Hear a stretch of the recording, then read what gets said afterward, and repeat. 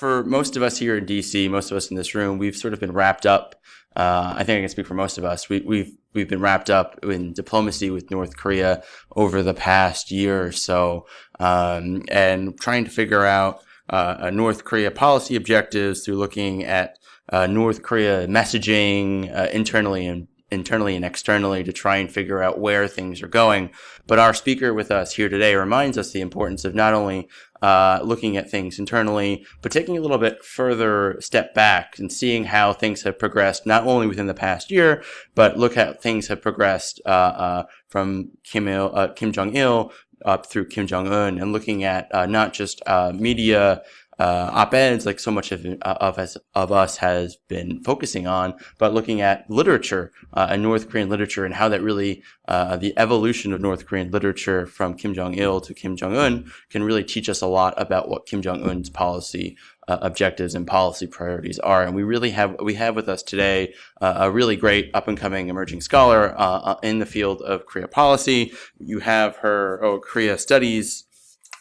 You have her bio here. It's on the program flyer. But just to iterate some of the key points, she's a managing editor of the Social Science Japan Journal and associate professor at the University of Tokyo. She just recently finished up her PhD at the University of Southern California. And a couple of additional things that aren't here on her bio. She is she's a member of the newest cohort of the CSIS Next Gen Korea Scholars. She received a Korea grant, a Fulbright Korea grant to study in Korea, and she also spent time at the Korea Institute for National Unification. So she is very well studied and well read on these topics, and really looking forward to. I read her paper, and I'm really looking forward to how she shares it with us all here today. So I'll turn things over to Meredith to get us started.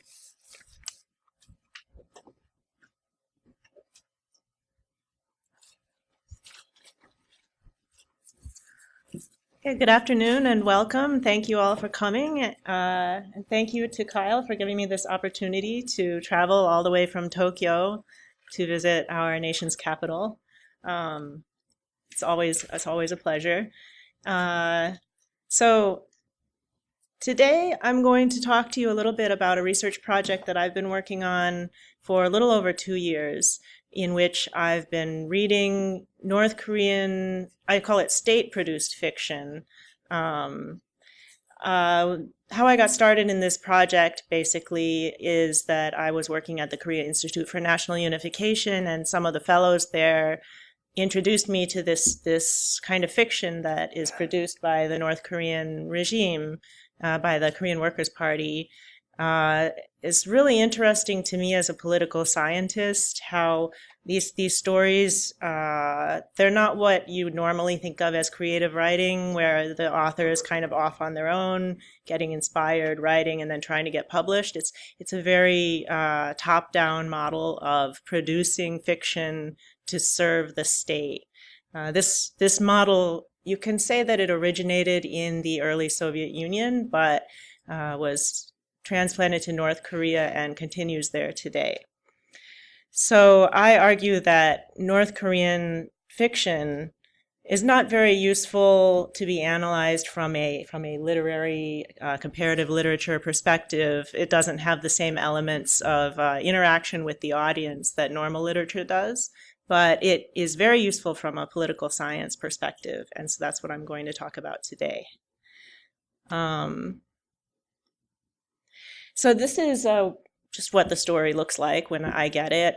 It appears, there are two major literary magazines. There are several others, but there are two big ones, Chosun Munak and Cheongneon Munak. And this is an article from Chosun Munak that talks about weather prediction in North Korea and the efforts to improve their weather prediction capacity. So I read the story, I translate parts of it, and I analyze the rest on my humble Blogspot blog, which I encourage you to check out if you want more details on this. And there are a lot of themes that have come from the fiction of recent years that I analyze in much more detail. The theme that I'm going to talk about today is the North Korean slogan, the strong and prosperous nation, and how that has appeared in fiction recently. Just a few words at the beginning. Fiction writing in North Korea falls under the purview of the Korean Writers Union, which is a subdivision of the Propaganda and Agitation Department. As you may know, this is a very powerful wing of the North Korean Workers' Party. In the past, it was Kim Jong-il's kind of springboard to power when he was a young man. That was his first entry into the political stage. And its deputy director is Kim Yo-jong, who is Kim Jong-un's sister. So you can sense that this agency, the Propaganda and Agitation Department, is very central to how the party builds its policy, and the Korean Writers Union, as a subdivision of that, is charged with disseminating messages that the party wants to send to the people.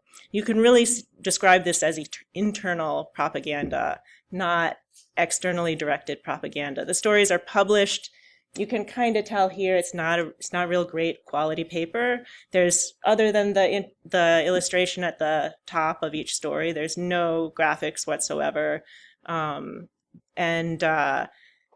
it's not very jazzy to look at, but these are the sort of things that people will study in school. Maybe certain work groups will study them, and the Korean Writers Union itself disseminates these stories and reads them, but they are not transported out of the country legally. Some people smuggle them out of the country, and that's how I get them, but they're not intended for external consumption. So that's somewhat interesting. And again, I'm evaluating these as a political scientist. I'm not trained to evaluate their literary quality. As an amateur writer of fiction, sometimes I attempt to interpret what I think the writer's trying to do, but that's not my main objective. So in this talk today, I'm going to look at the Strong and Prosperous slogan, which, if you've read North Korean propaganda in recent years, I'm sure you're familiar with. You might be asking yourself, why talk about this now? This is sort of old news. The Strong and Prosperous slogan was started appearing in the early 2000s, but really started appearing a lot after about 2008, 2009. This slogan originally was meant to indicate that at a certain specific date, April 15th, 2012, the country would enter what they called the Strong and Prosperous Era.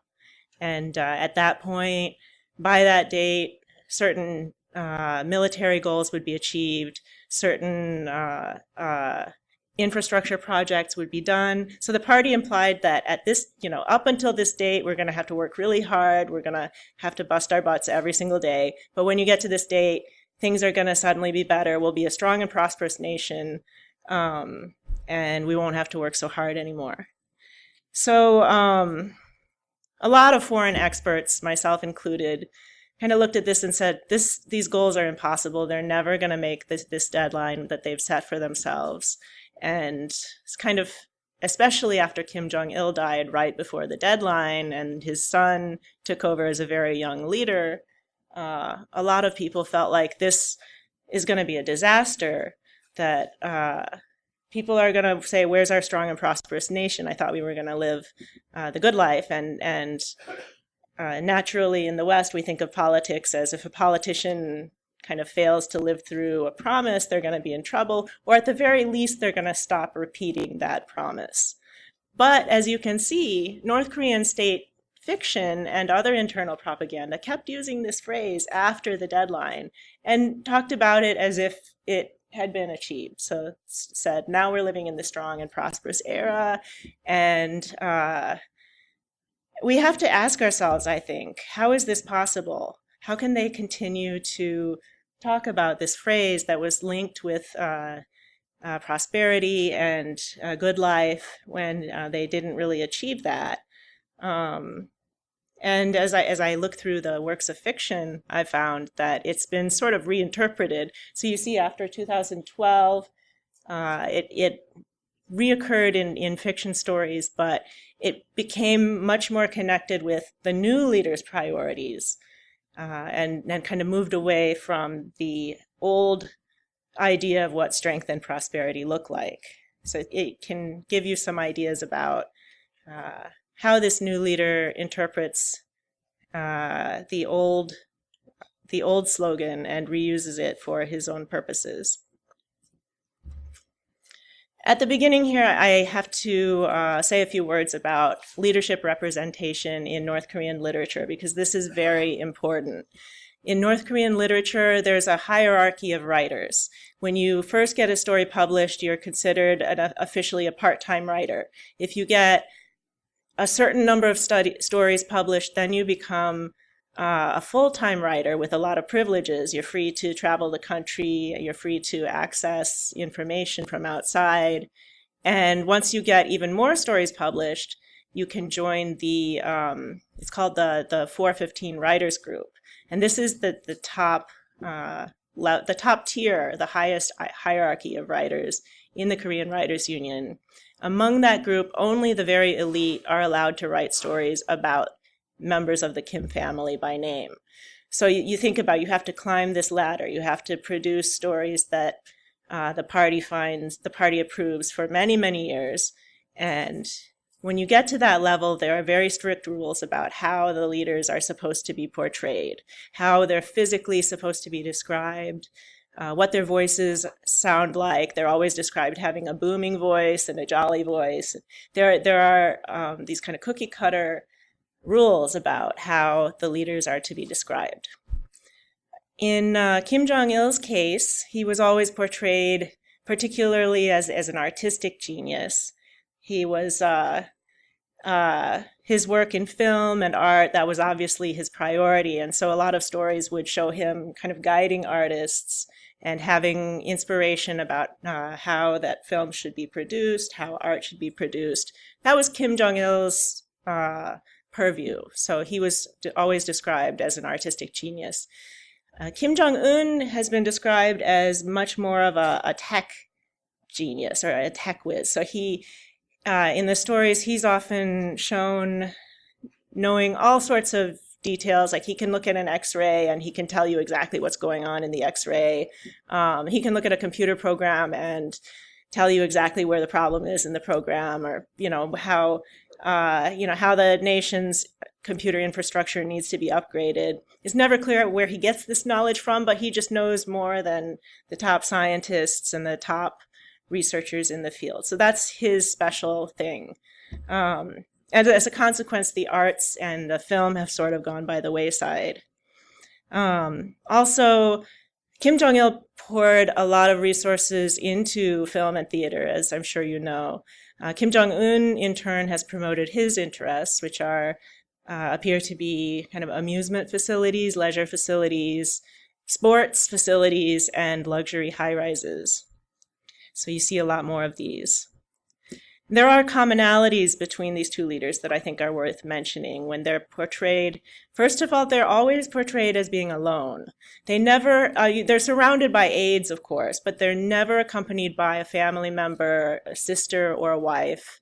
They're always either alone by themselves or with the father. So Kim Jong-il was portrayed accompanying his father, and then his father died and he was all alone, nobody helping him. And Kim Jong-un is portrayed the same way. So you'll see him in fiction and also in a lot of the pictures. I was really struck by how they promoted him meeting the South Korean president. When he approaches Panmunjom, the dividing line, you see all of the people around him kind of peel off to the side, and he's all by himself. And it's this idea of the solitary figure with no support. I think they're trying to portray him as kind of lonely and fragile and just very, very brave, but all by himself. Like there's nobody around him of equal level. And the leader is also portrayed as very self-sacrificing. A lot of news stories will talk about Kim Jong-il now and how ill he was and how exhausted he was and how he tried to hide his illness from other people.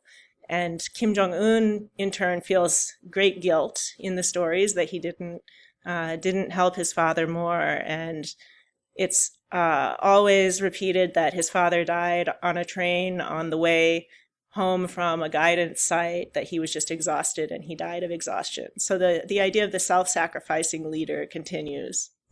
They're always portrayed as a little bit fragile, a little bit emotionally, emotionally driven. Kim Jong-un in particular is shown mourning and missing his father and mother a lot. There's a scene in one story where he sees a sprig of azaleas and it reminds him of his mother. And so he sort of talks to this sprig of azaleas as if it is his mother. And then in another story, he keeps picking up the phone to call his father, but his father is dead. And so, he remembers and he's like, oh, I can't call my father. And he's really sad. And then he decides, well, maybe I'll just talk to him anyway. So he holds up this phone to his ear and he kind of says, Dad, I'm trying hard. I'm trying to make you proud. It's this really poignant scene that he's coming to terms with his father's death. So he's kind of fragile. He's a little bit emotionally scarred, and but he's also this super genius who knows everything. Both Kim and his father are portrayed as kind of going around the country and finding people just that are like diamonds in the rough, somebody who's a particularly talented artist or particularly gifted at math, and they'll find the person and they'll raise them up to be the top of their field. So Kim's role in the stories is to kind of wander the country and find all the best people. Finally, there's no better way to put this, but they're from a Western perspective, both the leader Kims are portrayed as kind of nosy. They always seem to know what's going on in the private lives of their underlings. So like a party assistant will be having trouble with their son who's doing poorly in school or something. And the leader will somehow find out about it and say, oh, you need to guide him to be a better father. Or so, the leader always seems to know exactly how to solve these people's problems. And he seems to know a lot of personal details about the people around them, which as an American reader, I don't see that as a very good quality, but obviously to the Korean leaders, it shows that the leader is very compassionate, very observant of what's going on around him, and cares deeply about the people working for him. And they're also incredible mansplainers. So Kim Jong-un, there's one story where he's like touring this zoo and he meets a woman who's been the main zookeeper for 50 plus years, and she's touring around the zoo with him, and he starts telling her like, oh, you need to be careful with those bears because they're dangerous animals, and she's like, oh, you know so much, and to my mind that's just insufferable, but the idea is that he just knows everything and there's no questioning him, and everyone's so grateful to get his insights, even though it's their field and not his field. So moving into what are the elements of the strong and prosperous nation for Korea today, for North Koreans today. In the Kim Jong-un era, one of the most prominent things that I noticed is that stories are suddenly taking place a lot more in the capital, and they're referencing these kind of prestige projects, these facilities like the Rungna People's Pleasure Park, the amusement park that you might have seen Kim Jong-un was touring. And there's a big aquarium with a dolphin show that they seem to be very proud of.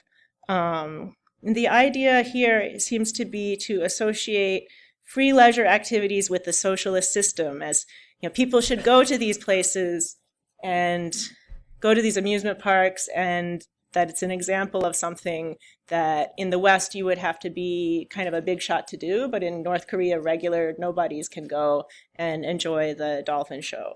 And this is not a quote from a short story, but this was an article on Uri Minjokkiri recently that was describing the scene at this dolphin show.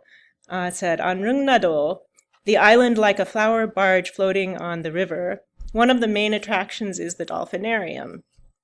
Foreign visitors who witness the happy world and cultured lifestyle of our ordinary workers at the dolphinarium note approvingly that this is the sort of benefit that only socialism can provide. So it's not enough that North Koreans are happy.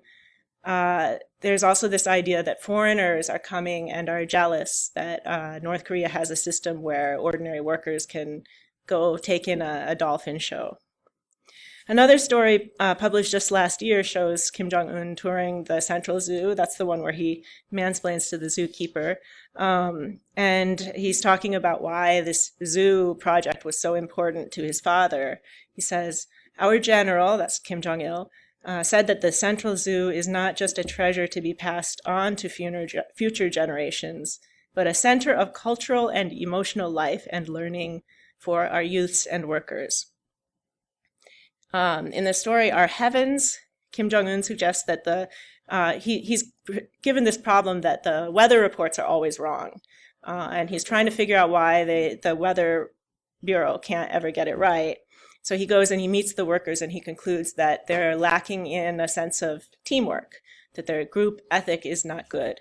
And so his suggestion for how to improve this is that the Weather Bureau workers should all be allotted mandatory fun excursions to these facilities in addition to their regular holidays, and that's going to build up their teamwork. There's another story where all of the veterans from the country visit Pyongyang, which is a big festival that's happening almost every year now since Kim Jong-un became the leader. There's this special 3-day festival where all the veterans in the country are bussed into the capital and get to go to Rungnado, and they get to see the dolphins, and they get to ride on the rides, and they get to eat at all the best restaurants. So this story goes through the list of like all the fun things that these old soldiers get to do in Pyongyang. And it seems like they're given a list, like, we just built this big facility for roller skating, so please mention the roller skating facility. In sum, a big part of the Strong and Prosperous era, it seems like they're implying that Strong and Prosperous means a stylistic break from the bleak, kind of repetitive Stalinist atmosphere of the past, and a new focus on color and youthful creativity and vibrancy, and just a new aesthetic culture. So part of this is the new buildings in the capital, which are being promoted very heavily, and the new designs and the new, just overall new color scheme in the capital, which other experts have observed. People who've gone to Pyongyang have said that they've got a new color scheme now. It's all pastels. It's all like pinks and blues. And the stories will reflect this. They'll talk about how this new building is very childlike or very fanciful, or it's like a fairyland. They'll use this word a lot, fairyland. It's almost like they're trying to make the country into a sort of Disney World, like, looking nice from a child's perspective, having kind of the colors and the lights and music that a child would like. So, for instance, visiting this newly constructed children's hospital, Kim Jong-un remarks that even while studying military science, I feel ever more committed to peace and creating a brighter, more beautiful land. So he's saying, brighter and more beautiful is just as important as defending the country and the military. And when he visits the Weather Bureau, another piece of advice he gives them is that the weather report needs to be more friendly. They shouldn't just like report what the weather is. They should give some advice, like don't forget your raincoat. They should kind of jazz it up a little bit, which puts me in the mind of somebody who has seen a lot of foreign media and then is looking at North Korean media and realizing how it's kind of stale in comparison. And then Kim Jong-un uses this phrase, he says there's an old Korean expression, if it costs the same, why not get a red skirt? Which I've never heard this expression before, so maybe it's a North Korean unique expression. But the idea is, if it doesn't cost anything extra, we should make things a little prettier. We should try to make things a little cooler. It doesn't have to be just stark and socialist, which in the past was sort of condemned as, there's a word that North Koreans use called formalism, that anytime when form is prioritized over content, that's considered formalism. So they'll say, oh, the foreign news and TV, it's so flashy, it's so gaudy. The socialist way is better because we focus on the content. We don't try to distract people with meaningless color and light. But now they seem to be thinking that a little color is okay. So in another story, these officials are talking about the Moranbong band, which is, I think, pictured here. There was a concert early in Kim Jong-un's reign that a lot of senior officials were required to go to, of this Moranbong band. And it's kind of ladies in skimpy skirts, and they're a little bit more like a K-pop group. So earlier in the Kim Jong-un era, they tried to have this sort of almost competitor to K-pop. And in this one story, the senior officials are talking about what they saw at this concert. And one of them says, the Moranbong concert has made quite a stir. You could say that their main purpose was to sound a warning bell against habitual, rigid, backward ways of doing business. Their fresh, strong, and dynamic performance is what makes them so distinctive. It stirred everyone in the attendance to wake from their stupor and look around the world. It returned the elderly to the feeling of their youth and made them quicken their steps. As society advances with the times, the people's demand for new things grows. The Moranbong concert keenly reflected the spirit of the times, and it signaled a new model for creative and innovative thinking. So they're associating the idea of youth with innovation and with progress in a way that we haven't seen before, which, if you're prone to pop psychology, you might connect with the fact that the leader is very young and a lot of his new appointees are very young. So they're trying to promote the idea that having a young person in charge is not necessarily a bad thing. And finally, I need to mention these new luxury apartment high-rises that have gone up in the capital, appear in a lot of stories. Some foreign observers have pointed out that they look very impressive from the outside, but it appears that maybe they don't have indoor plumbing, or maybe their lights aren't working very well, and it sort of seems like people aren't living in them now. But when they were first built, they were a big difference for the Pyongyang skyline. And there's one story that talks about a family of teachers getting a new apartment in one of these high-rise complexes. And they're really surprised because they heard that the complexes are only for, the apartments are only for people in leading industries, and they're surprised that a teacher would get such a privilege. The mother says, "We really couldn't believe it. How could an ordinary family like ours get such good fortune? When we got the moving permit, we couldn't believe our eyes that such a home was really ours." And then the story goes on to describe all the features of the new building, and particularly the leisure facilities and the restaurants, and how the family gets an apartment on the third floor, which is the ideal place you want to live because it means you don't have to climb that many stairs. So they're really grateful to Kim Jong-un for providing them with this new building. And looking at the way these buildings are promoted in recent fiction and recent propaganda materials, they seem to have been built mainly with the intention of making a more impressive skyline, and particularly trying to get them lit up at night so that Pyongyang looks a little bit like Kuala Lumpur or something. Like they have these nice, bright buildings. So if you're into psychoanalysis, you could maybe say that Kim Jong-un's experience overseas as a child inspired him to want to spruce up his capital.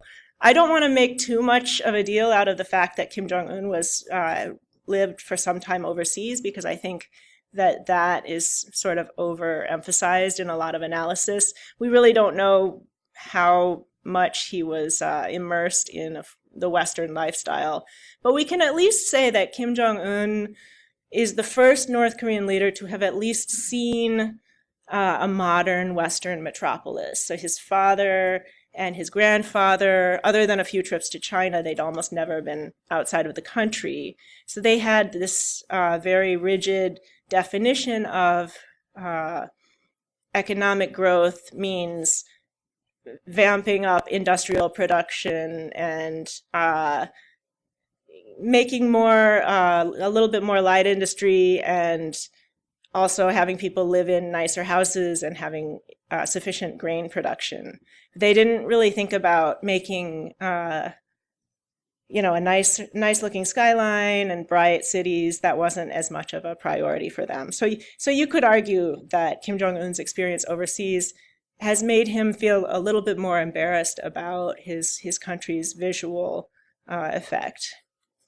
And in line with this, there's a lot of emphasis now on bright lights and other bright things in stories. Light and heat are really emphasized as signs or associations with the better life in newer fiction. There's one story talks about these night illuminations on the border with China. There's a city called Changjiagang that apparently put up almost like a Christmas lights decoration so that it could be seen across the river. And Kim Jong-un is really praising this effort, saying Changjiagang is getting brighter and brighter. Those people, because they live in like the very far north of the country, those people know better than anyone just how precious a single point of light can be. So they labored to build the electric dams, singing patriotic songs to show their resolve to the enemies who crave our destruction, and now they have turned on the lights of paradise by their own hands. And in another story, Kim Jong-un personally designs this fireworks show for the military celebration of the end of the war. And this fireworks show happens every year, but Kim Jong-un took it over in 2011. And according to the story, he designed this new kind of firework that nobody had ever seen before.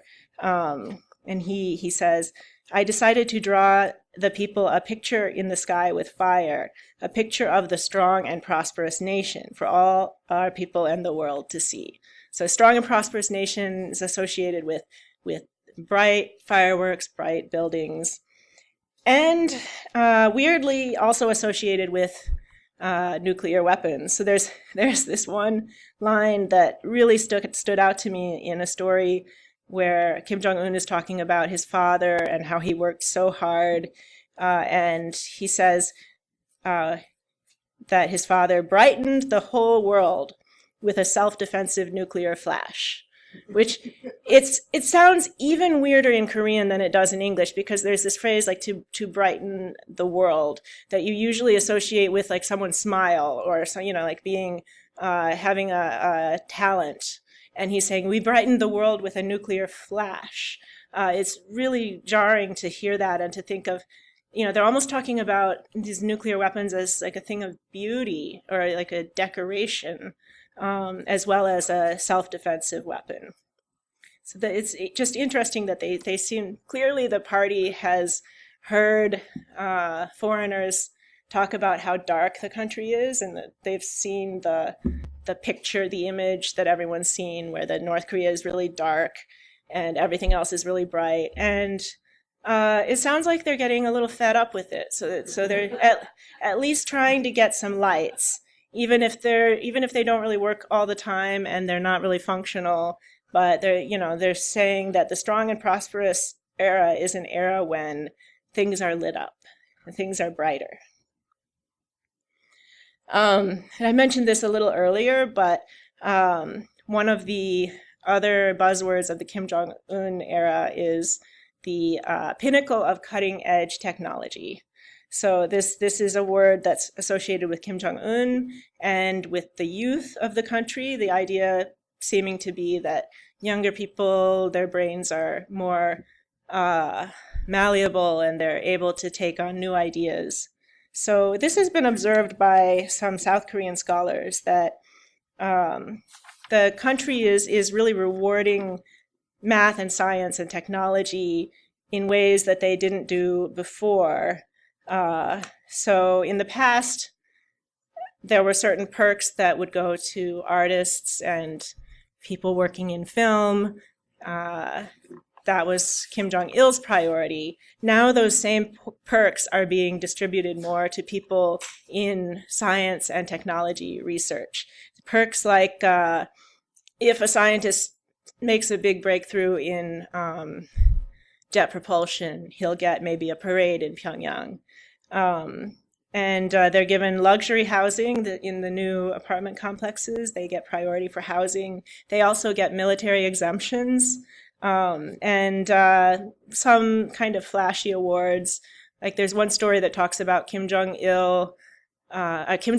deciding that scientists need a place to get away from the city to relax, to get inspired. So he builds them this giant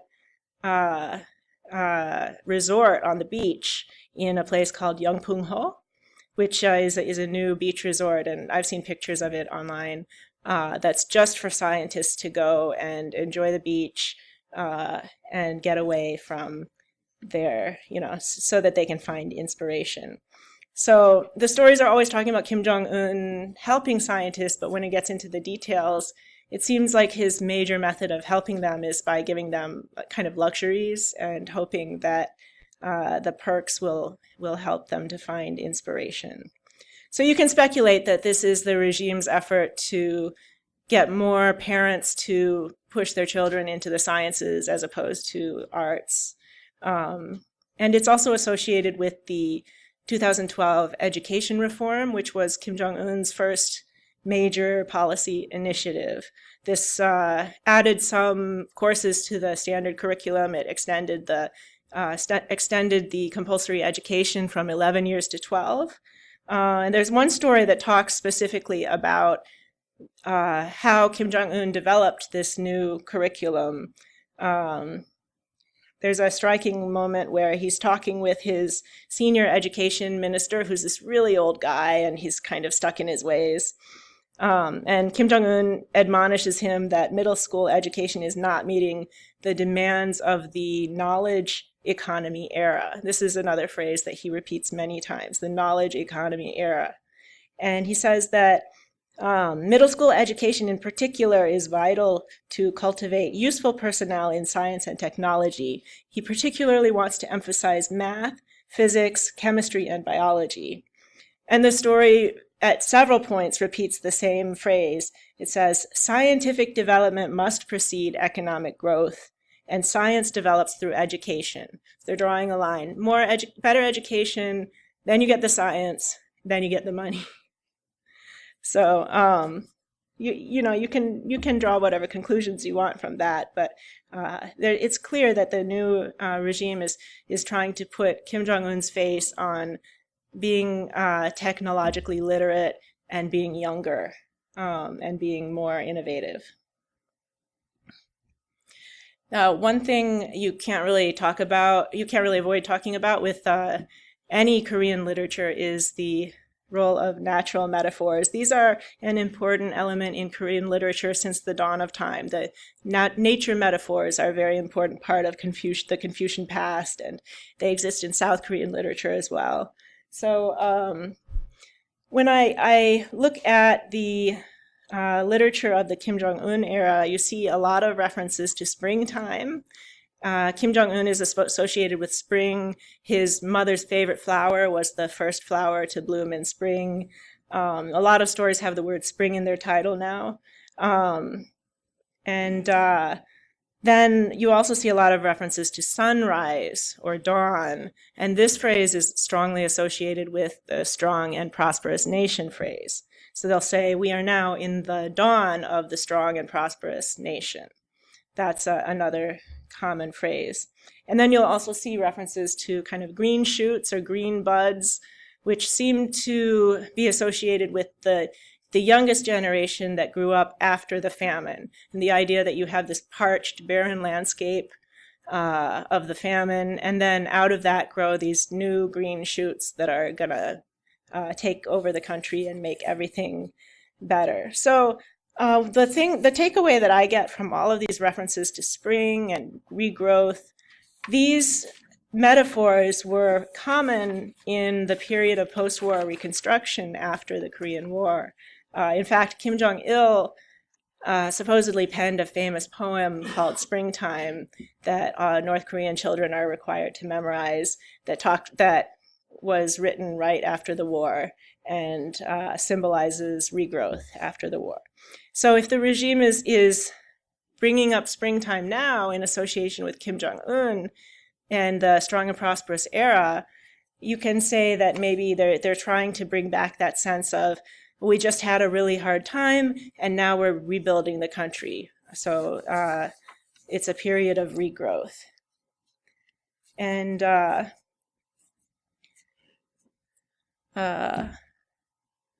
speaking of nature, a lot of stories, a lot of the new story plots increasingly have what fiction writers would call man versus nature plots, so that the main enemy of a lot of these stories is natural disaster, which gives the sense that the environmental problems, and particularly the flooding and the deforestation, are seriously straining the regime, that they have to address this in their state fiction.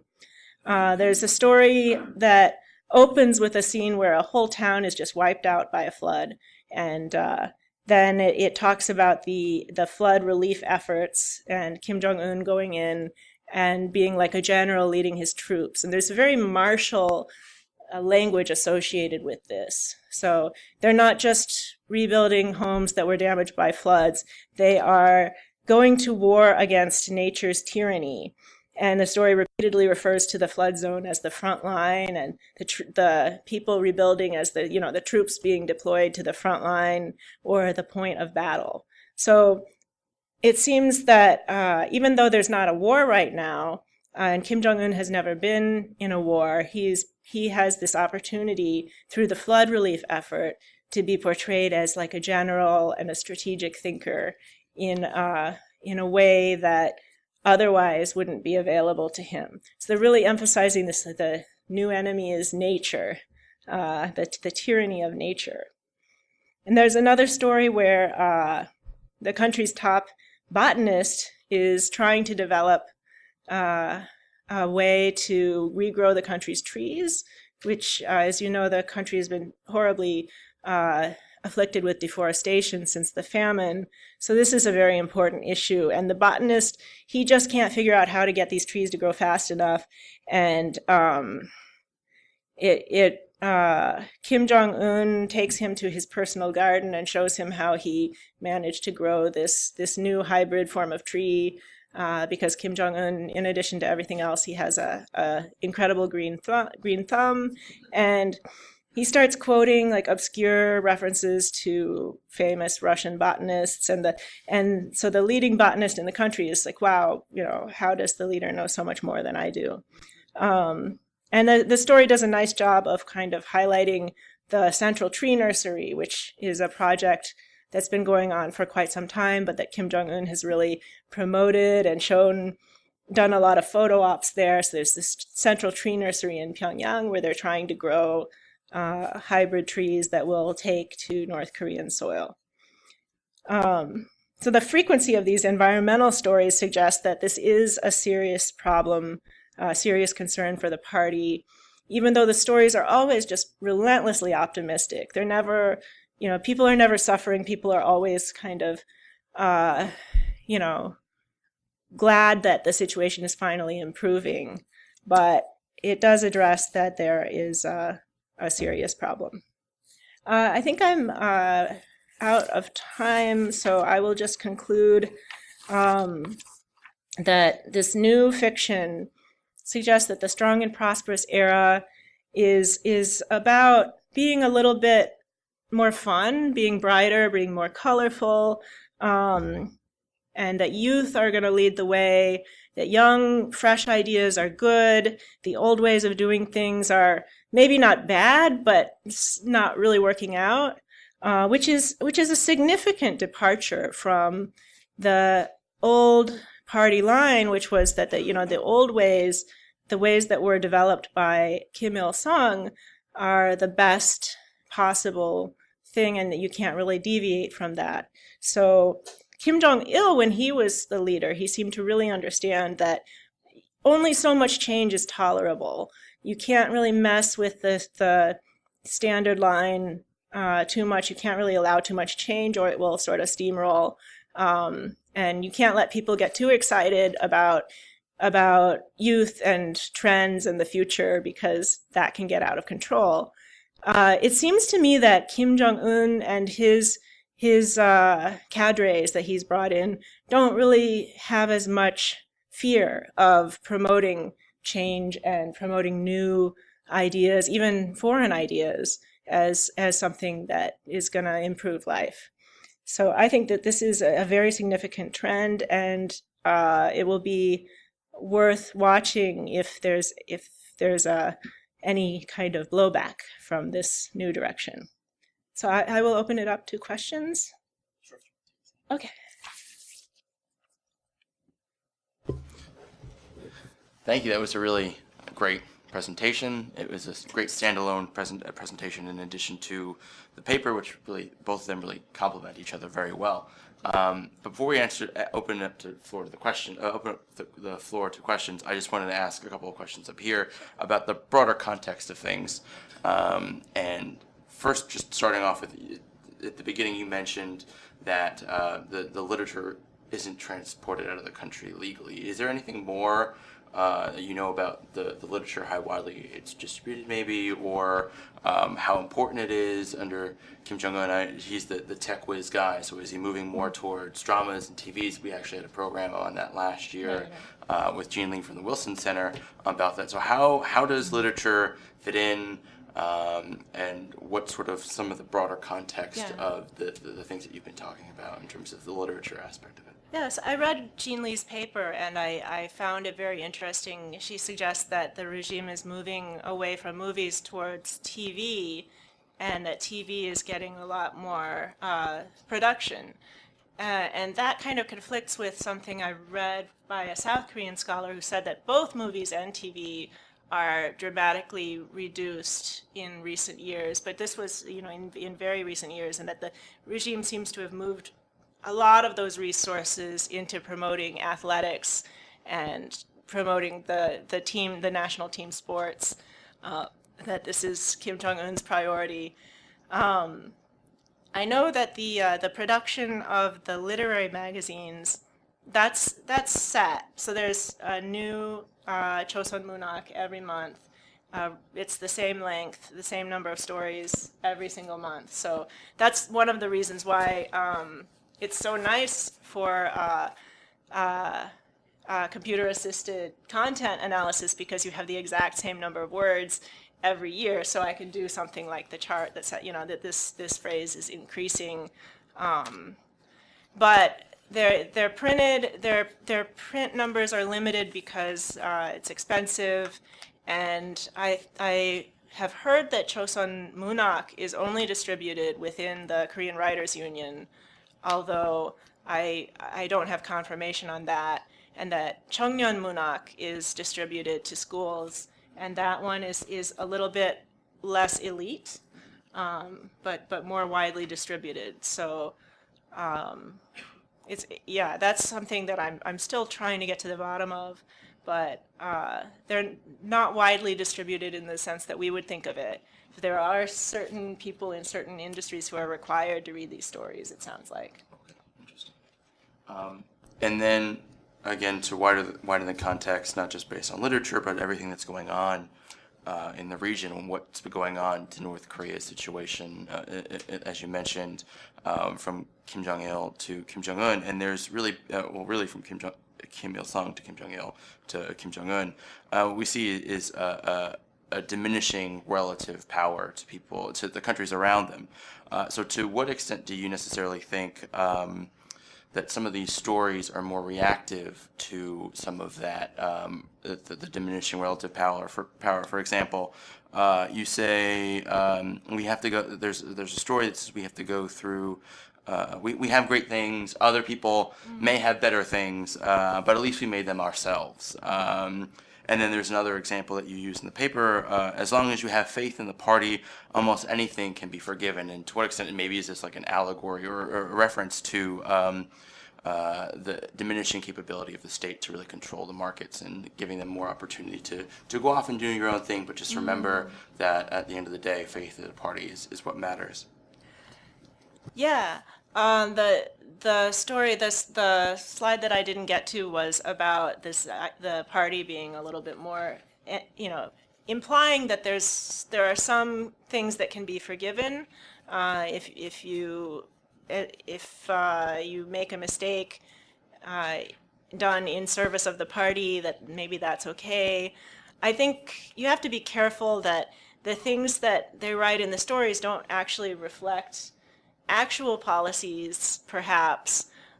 Like when they say that they're rebuilding the forests, they're maybe not going to actually achieve that, but it's what they want people to believe. So the fact that they want to encourage people to take more risks does suggest that that the party sees that as a potential route to the future. I associated it with more of the science and technology aspect and trying to encourage people to be more innovative thinkers, and maybe make some decisions on the ground.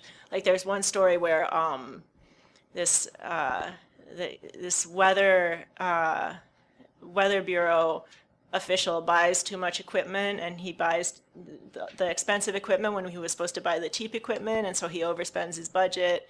And the leader says, well, that's okay because you clearly care about doing a better job with weather prediction, and therefore I forgive you, and I'm doubling your budget, which is really kind of surprising that they would say, even this guy went out and spent too much money and he got rewarded for it.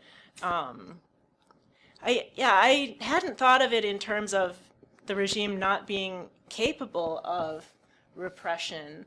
And I don't think that they would want that message to get out, that's to say, well, we really can't enforce the law, so anything goes. I don't think that would be their intent, but it could reflect some subconscious acceptance that people are going to have to take more initiative on their own. Okay, great. Thank you for those answers, and we'll turn things over now to everyone in the audience. If you have a question, please raise your hand, state your name and affiliation before asking your question, and we'll take the first hand I see. Yes. Thanks. Hi, my name is Paul Lee from the Carnegie Endowment for International Peace. Thank you so much.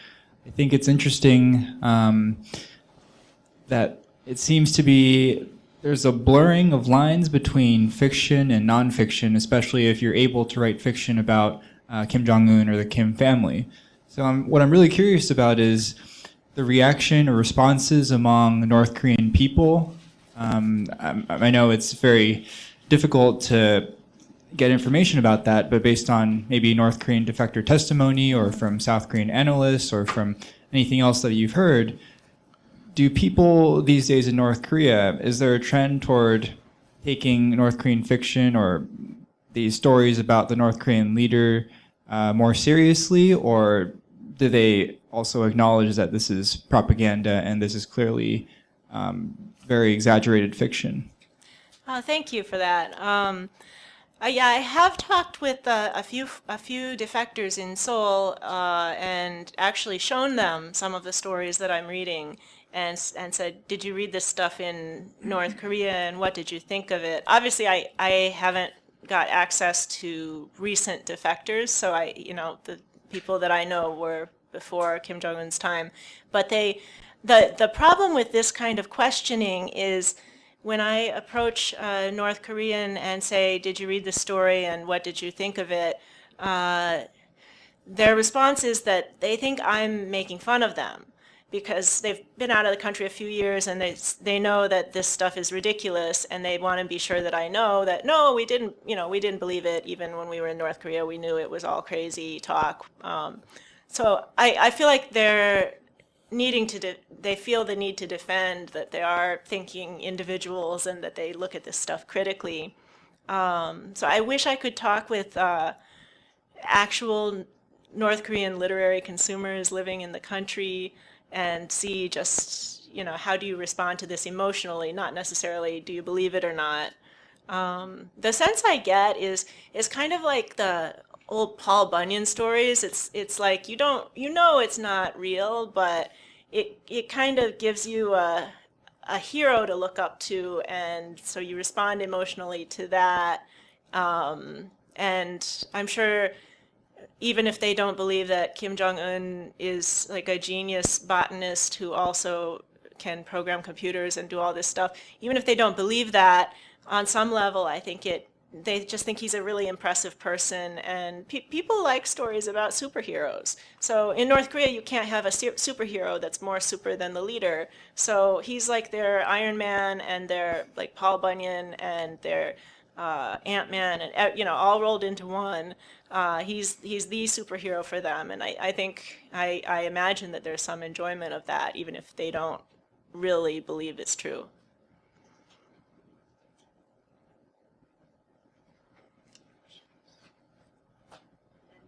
Yes, please.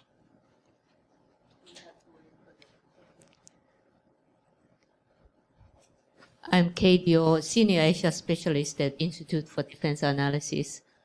And I'm very glad to hear your presentation. It was really fun, nice work. And you mentioned about the why not red skirt. That expression is existing in Korean. 이왕이면 다음 치마. If you can choose red instead of black. It's very popular expressions. So I'm just telling you. But it's sort of like very curious after going through this literary survey, which really kind of like depicts importance of the literature to continuously persuade people that you live in a great country and the leader is super and all these things. And I must admit that North Korea really achieved the 강성대국 in terms of nuclear power and missile power. And they are now even in negotiation not to give up, but how to keep up all these things while they are normalizing relationship with the world. And also it's a rich country, because so far in my recent survey that basically if you have a 10K, 120,000, 10,000, you are rich in olden days. In Pyongyang, if you don't have 100K, you are not Donju anymore. So the society really created an incredible rich class in Pyongyang. So my question is that the widening gap between the poor and rich, or the so-called very confident and hardworking chosen young generations favored by Kim Jong-un living in Pyongyang, and then the other people in the really countryside and remote side, and further down into the depression and desperation. And to these particular gaps and questions, what is the role of literature in a sense? Yeah, I suppose that you could argue that you're correct that the capital seems to be have some significant wealth now that it didn't have before, although there are disputes about how real that wealth is. And how much of it is just kind of the appearance of buildings that look nice. But the fact that fiction seems to be distributed mostly to the upper class, and particularly the leadership representation fiction seems to be something that's distributed to within the party and within the elite class. It could be that for those people, the strong and prosperous era has arrived, that they're doing better than they were before anyway. The nuclear and missile technology is is at a stage now where you could say that they've achieved their goal, but not in 2012, not when the deadline happened. So there's a certain lag time which maybe people will forgive as long as it's it's the strong and prosperous nation now. And if they don't see the poverty in the countryside, then maybe they can be convinced that it is indeed the strong and prosperous nation. But for the vast part of the country, things don't seem to be improving.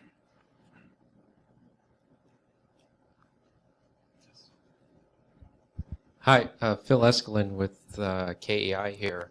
I was wondering if you detected in any of your readings in the literature about maybe trying to deal with rising expectations, because all these nice shiny stuff, maybe people would want more and more, and if the government can't deliver, then that might spark a little unrest in the country. Do you see anything in the literature like basically saying you should be satisfied with these things that come from Kim Jong-un? Yeah, so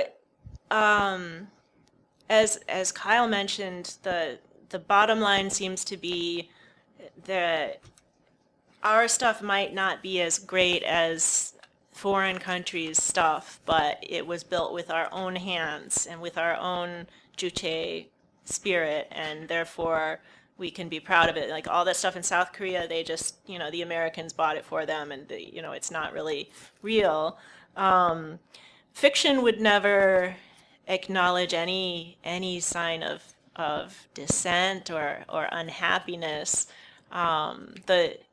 One of the features of this fiction that I understand originated in socialist realism is that stories must be optimistic, that the heroine or the main character must always be optimistic and never kind of down on her luck. So there can be problems that are hard to solve, but things are always moving in a better direction and not in the reverse direction, and nobody's ever seriously doubting that the future is going to be better. So this is a feature of social realist literature that seems to be very much in play today. As I mentioned a little bit more in my paper, this idea that the regime, if they keep promising all these great things and then it doesn't happen, are people going to be unhappy?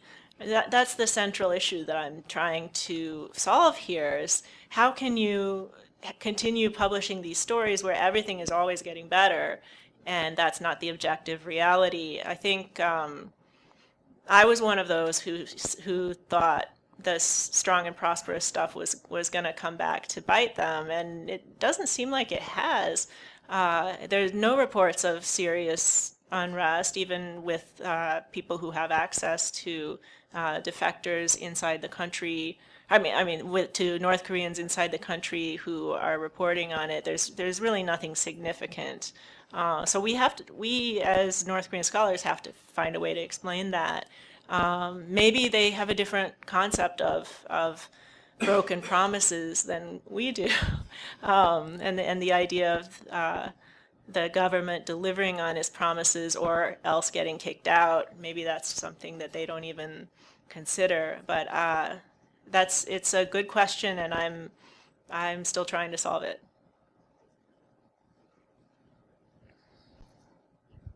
Hi, Young Kwan from KEI. Thank you so much for your presentation. In your presentation and also in your APS paper, you mentioned that literature also plays a role in kind of highlighting the external pressures that are on or against North Korea. So you mentioned nature. You also mentioned that sanctions do come up in hints and subtle themes and motifs. And I'm familiar with, in the 1950s and in the 60s, North Korean literature also made a huge emphasis in portraying South Korea in the most negative light. That was, their biggest external threat. And they used literature to portray South Korea as, lackeys to American generals and to capitalist interests. In, I guess, the most recent iteration of North Korean literature that you researched in the Kim Jong-un era, where does South Korea come in? Is it mentioned at all? I mean, obviously, in terms of prosperity, I think the Pyongyang leadership probably recognizes that South Korea has surpassed them. So does it show up in literature? And if it does, how is it portrayed? Yeah, South Korea shows up pretty rarely. There was one story that I read that talks about Kim Dae-jung's widow going to North Korea to pay her respects when Kim Jong-il died, and a lot of that story takes place in South Korea and shows. And she's a very sympathetic character, and she's surrounded by all of these South Korean politicians who don't want her to go, and she has to kind of fight the bureaucracy. And it was back in the era of still a pretty conservative government in South Korea. So the idea is that the central idea in that story was that a lot of South Koreans really wanted to pay their respects to Kim Jong-il, and the government just wouldn't let them, and it was really sad. So that story was dealt very extensively with South Korea. I haven't seen any other stories, and I'm just picking these stories out basically based on the title or the central. Some things that come up in the word search that make me think they'd be interesting. So I'm not necessarily avoiding South Korean stories.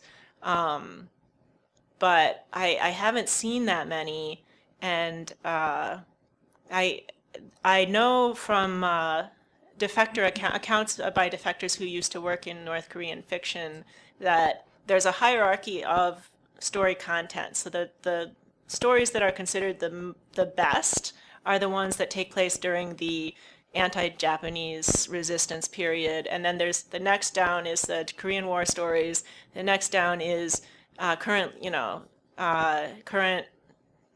North Korean's life, and then at the very bottom of the list is stories that take place in South Korea. And then one below that is stories that take place in a country other than Korea. So basically, if you're a writer and you want to write a story about somebody in South Korea, you're just not going to get as good of as many brownie points with the party as if you wrote about. So this writer that this guy Kim Ju-sung used to be a fiction writer in North Korea. He was a Zainichi Korean who went to North Korea and lived there for many, many years.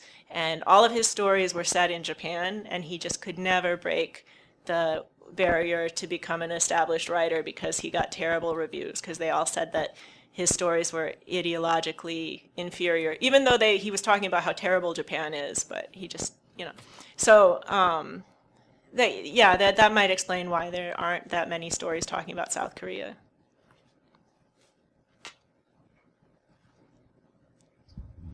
Hi, John Carl Baker from Plowshares Fund. I'm intrigued by the example that you gave earlier about how coverage of, I think it was the Dolphin Park, emphasized both the flash and pizzazz of the location, but also the fact that a variety of classes of people had access to it, that was something that distinguished it, in theory, from amusement parks elsewhere. And I'm wondering if you see evidence in this kind of emphasis on flash and spectacle in the literature you're looking at, of a redefinition of what counts, I guess, as socialism in North Korea. Because I could see how there's some tensions there, and it seems like there are some shifting, not goalposts, I guess, but there is an aesthetic change, right, in the way that development is presented. And I'm wondering if that impacts what counts as socialism in the North at all. Yeah, it seems like these amusement parks, for whatever reason they were built, they've become a fixture of the landscape and a fixture of the regime's propaganda, and so out of necessity they have to explain how this helps us to build a socialist society. And so as I mentioned, some of it is the idea that the scientists are going to get inspiration because they're having fun, and they shouldn't just sit in their office all day. And then the other idea is that in capitalist countries, supposedly, like, you have to be a really rich person to enjoy this stuff, and in socialist countries, you'll get your allotted day at the water park, and that will really impress the capitalist people who are suffering and struggling under the yoke of capitalism. That they, that they'll. It shows how socialists can have fun too. So I think there is a message there that they really want to show that they have nice things as well. But I struggle to connect it with any kind of socialist ethic, because the attending these parks is a privilege that's granted by the party. So it's a different kind of privilege, I guess. But it is an interesting development. Red shirt first. Hi, thank you. I'm Varun Bhutani. I am a student at GW. The question I had was based upon what you spoke about before, about how the books were kind of targeting the higher class, obviously. Were they targeting anybody within the higher class, the younger generation, older generation, middle age, based upon like the wording or the stories themselves, kind of words they used?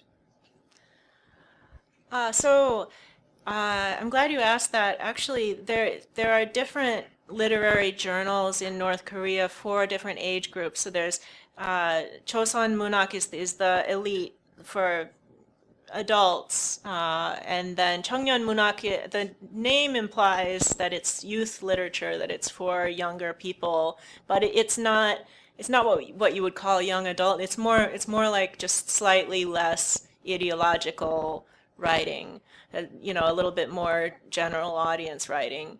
And then there's Adong Munak, which is the children's literature that I understand is taught in schools and in elementary school, so that's would be the lowest level. So those stories would maybe target a more fanciful audience. And those stories, sometimes they'll be like science fiction stories about going up in a spaceship or something. They'll be a little bit more whimsical and fun than the older stories. I don't believe that there's any marketing effort. So I don't. This is one thing that I would really love to ask if I could ever land an interview with someone from the Korean Writers Union, is do they analyze sales at all? Do they care about like which stories are big sellers, or is it just we're publishing these stories and they go out and they don't care if people want to read them or not? That's something that I haven't been able to get at.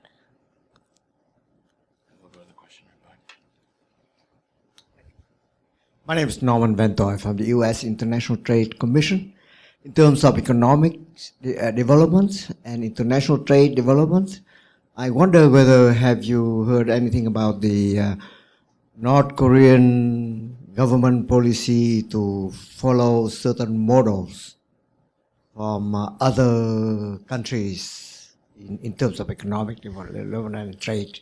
Thank you. So you're referring perhaps to China and the North Korea's regular tours of China and looking to follow the Chinese model. Certainly they would never say in a story, China's doing things well and we should follow their example. I've been trying to gather some evidence that the stories are implying a little bit more that foreign things are good. I've found a few quotes in stories. I'm not ready yet to make a confident a conclusion that they're being more positive towards the outside world. But there are a few things, like when the Kim Jong-un goes to the Weather Bureau and he sees that their computers are really old, and he says, with computers like these, we can't keep up with the forecasting models used by the most advanced countries, implying that, that they're trying to keep up with the most advanced countries.